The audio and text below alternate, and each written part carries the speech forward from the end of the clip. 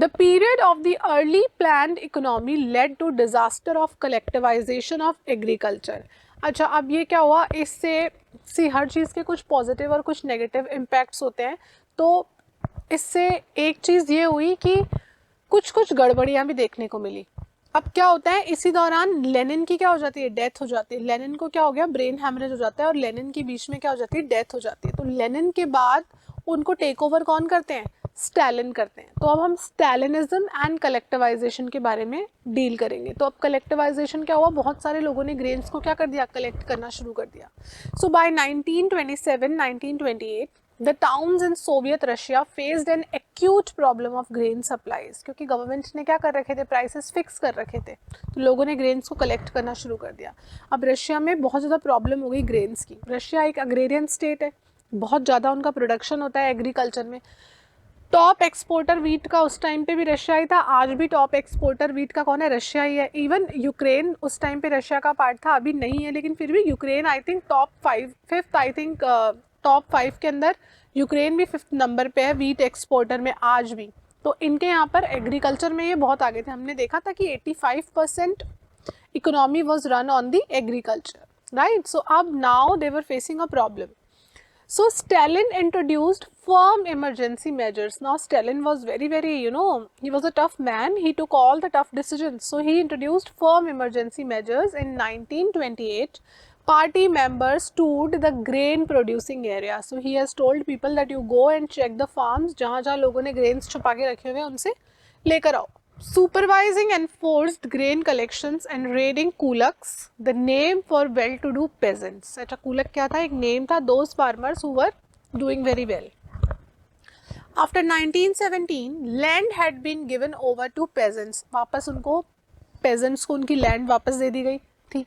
From 1929, the party forced all peasants in collective farms. अच्छा, अब इन्होंने क्या बोला कि now you are being forced to do the collective farming. जैसे लेनिन का आइडिया था ना कि कलेक्टिवाई, जैसे पहले भी peasants क्या कर रहे थे, पूलिंग करके कल्टिवेट कर ही रहे थे लैंड को, तो उन्होंने कहा कि now you have to do it, it is compulsory.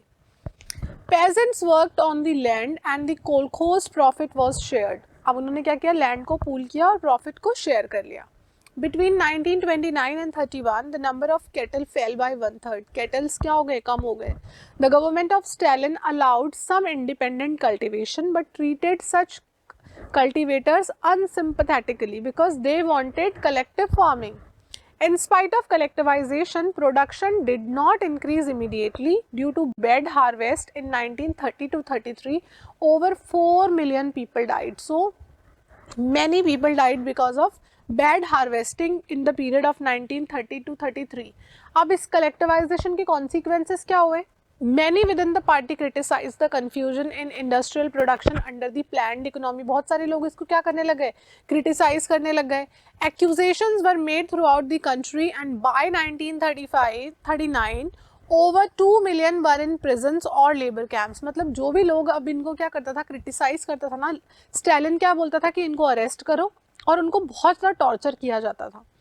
A large number were forced to make false confessions under torture by Stalin and were executed. अच्छा, कुछ कुछ लोगों को बोलते थे कि नहीं तुम्हारे पास नहीं है तो भी तुम क्या करो, उसको ज़बरदस्ती एडमिट करो, और अगर वो नहीं मानते थे तो उनको टॉर्चर करते थे, मारते थे, पीटते थे, और फाइनली उनको बिल्कुल ही नहीं माने तो एग्जीक्यूट कर दिया जाता था. You can see it in the picture how they are torturing these people. Now अब इन सब चीज़ों का ग्लोबली क्या इन्फ्लुएंस हुआ, वी हैव टू सी इन सब चीज़ों का ग्लोबली क्या इम्पैक्ट हुआ. So now the caption is the global influence of the Russian revolution and the USSR. Okay, now we will see कि रशिया में जो रेवोल्यूशन हुआ उससे ग्लोबली क्या इम्पैक्ट हुआ, and we will be also seeing about the USSR. Now what is USSR, we will see. In many countries communist parties were formed. अब Russia में जब रशियन रेवोल्यूशन आया तो ये जो कम्युनिज्म की फिलॉसफी है ये बाकी देशों में भी पहुंची. So in other countries also the communist parties, people formed, right, like the communist party of the great Britain. Britain के अंदर भी कम्युनिस्ट पार्टी बनी. Even in India communist party बनी. इंडिया में कम्युनिस्ट पार्टी क्या थी, CPI, right, communist party of India. तो India में भी कम्युनिस्ट पार्टी बन गई. So in many countries the communist parties were formed. Non-Russians from outside the USSR participated in the Conference of the Peoples of the East in 1920. अच्छा, जो non-Russians थे, जो USSR के अंदर नहीं आते थे, right? वो लोग ने भी इन Conference of Peoples of East जो मतलब जो ऑर्गेनाइज करते थे ये लोग कमेटीज, उनके अंदर पार्टिसिपेट करना शुरू कर दिया. The Bolshevik founded Comintern, an international union of pro-Bolshevik socialist parties. तो बॉल्शेविक्स ने क्या करी, एक पार्टी बनाई, एक इंटरनेशनल यूनियन बनाया of pro Bolshevik socialist parties. Those people, pro means those who support Bolshevik socialist parties, इन्होंने एक यूनियन बना दी. सो this Russian revolution has put a great impact on different parts of the world. Now the idea of socialism was spreading all over the world, right? So all other countries were also influenced by this idea of socialism by the USSR. Now why am I saying USSR? So the full form of USSR is, see, earlier I had been speaking about Russia only, now we'll be learning what is USSR. So USSR means now the Russia is USSR, which is Union of Soviet Socialist Republic, okay? Union of Soviet Socialist Republic, okay? Now, and you know, these Bolsheviks, they gave this idea that people can, you know, walk on the path of socialism, right? People can work for their own betterment, because this socialism talks about the equality.